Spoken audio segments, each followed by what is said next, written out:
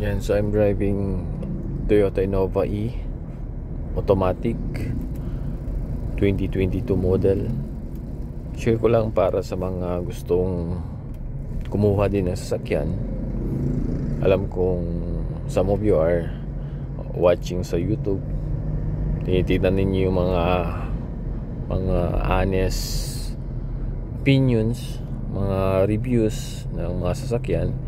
And ako naman, hindi naman ako ganun kagaling at ka-eksperto, pero as a Toyota Innova E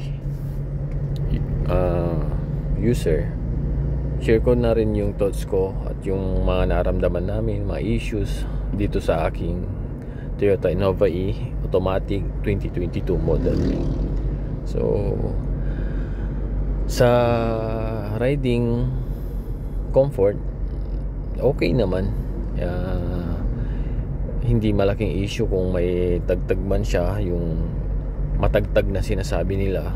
Hindi naman siya matagtag. Para sa akin, komportable ako dito. At mga pasahero ko lang din, komportable din naman sila dito. Wala pa naman akong narinig na reklamo. Kung sa lakas naman, nasa 170 something na horsepower, malakas siya.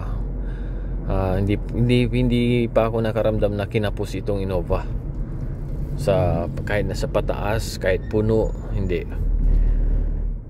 And ano pa, yan, napakasimple ng kanya sa loob. Andyan yung monitor nya.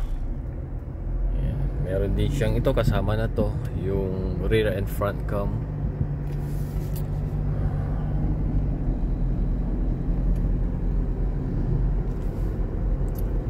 Recommended ko ito dahil lalo na pagka pamilyado ka na, napaka flexible ng sasakyan na ito. Pwede sa lahat, negosyo, pang trabaho, pang araw, pang pick up, lahat pwede dito. So para sa akin, endorse ko to sa sa isang pamilya, pang pamilya ito. Kung gusto niyo mag-umpisa ng sasakyan na pang pamilya, ito, okay ito. Sa gasolina naman, sa totoo lang, hindi ko nararamdaman kung maaksaya siya o hindi, dahil satisfied naman ako pagka nagkarga ako ng gasolina. Halimbawa 500, balikan na yun, pupunta na ako ng Manila, balikan na yun from Manila to Pangasinan.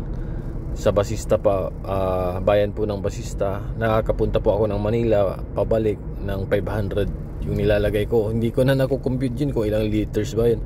Usually 11 liters yata yung 500. So yun, nakakapunta na ako ng Manila, pabalik.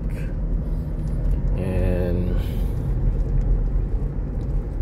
so far wala na. Sa aircon, malamig siya.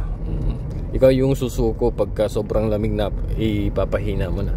Nandyan lang palagi ako. Yan, nasa middle lang. Hindi ko siya nilalakas kasi malamig na. So yun lang mga ka-vibes. Magandang hapon. Siguro dagdagan ko pag nasa labas ako. Abangan nyo lang.